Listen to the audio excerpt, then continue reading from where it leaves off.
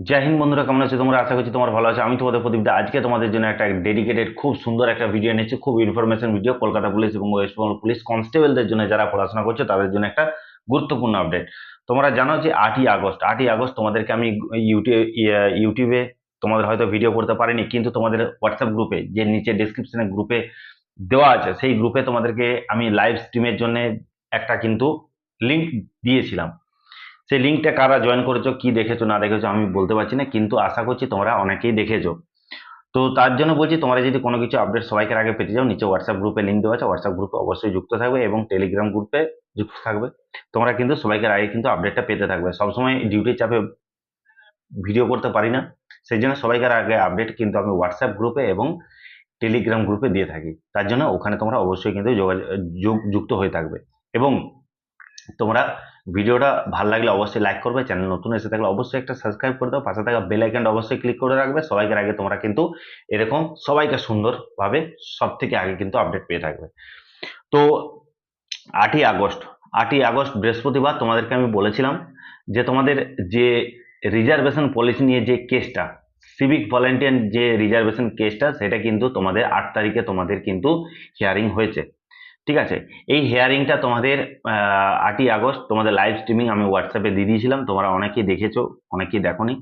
তো কি হয়েছে না হয়েছে একটু বলে দিই। দেখো, এখনো পর্যন্ত কেসের কোনো নাম্বার সেটা কিন্তু উঠে আসেনি, সেটা কিন্তু গোপন রাখা হয়েছে। তো সেই দিন তোমাদের কি হয়েছে একটু বলে দিই। যারা কেসটা করেছিল তাদের পক্ষের উকিল মাননীয় জজ মহাশয়কে 10 মিনিট ধরে তাদের বক্তব্য সবকিছু রেখেছে, বক্তব্য শুনেছে।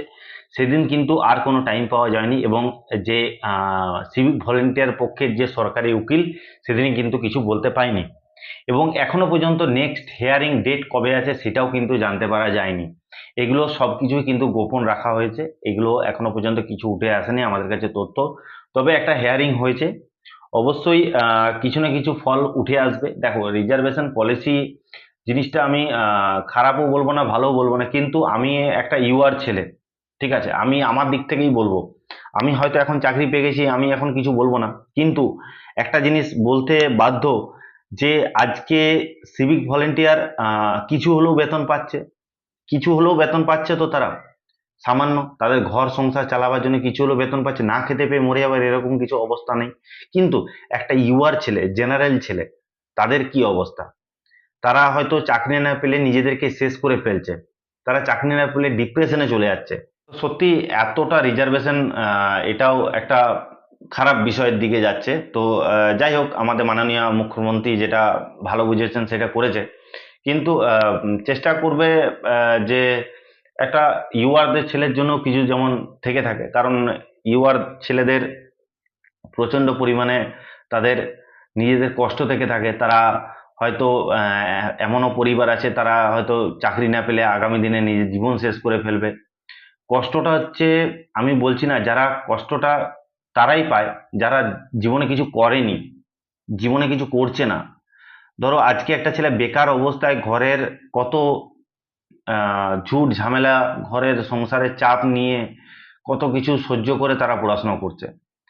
তো সেই জায়গায় দাঁড়িয়ে সিভিক ভলেন্টিয়ার তো কিছু হলেও তো বেতন পাচ্ছে, মাস গেলে 9,000 টাকা হলেও পাচ্ছে, অর্থাৎ তার সংসারটা চলে যাবে। কিন্তু সেই জায়গায় দাঁড়িয়ে একটা বেকার ছেলেকে আমার মনে হয় সুযোগ দেওয়াটা বেশি দরকার। কারণ পার্সেন্টেজ যদি সেরকম যদি হয়, আমি মনে করি সেরকম যদি হয়, তাহলে ডিপার্টমেন্টের এক্সাম দিয়ে তাদেরকে নিজে যুক্ত করতে পারে। কিন্তু এই যে ভ্যাকেন্সি বেরোচ্ছে, যেটা বেকার ছেলেদের জন্য ভ্যাকেন্সি, সেই ভ্যাকেন্সিটা বেকার ছেলেদের জন্য পুরোটাই থাকা দরকার আমি মনে করি। তো সেই জায়গায় দাঁড়িয়ে আমার মনে হয় যে এই জিনিসটা নিয়ে মাননীয় মুখ্যমন্ত্রী কিছু ভেবে দেখবেন। অবশ্যই সেটা কিছু রায় বেরিয়ে আসবে, এবং এই সিভিক ভলান্টিয়ার যে মামলাটা হাইকোর্টে চলছে, সেই হাইকোর্টের মামলাটাও তাড়াতাড়ি তোমাদের কিন্তু মিটে যাবে। তো আশা করছি তোমরা তোমাদের নিজেদের বক্তব্য যেটা থাকবে অবশ্যই কমেন্ট বক্সে কমেন্ট করবে, আমার বলার কিছু নেই। এবং তোমাদের এই সিভিক ভলেন্টিয়ার নিয়ে কেসের যদি কোনো আপডেট এবং কোনো নেক্সট হিয়ারিং ডেট যদি আমি জানতে পারি, অবশ্যই তোমাদেরকে ভিডিও করে জানাবো। তার আগে তোমাদেরকে কিন্তু চ্যানেলটা সাবস্ক্রাইব করে রাখতে হবে। ঠিক আছে?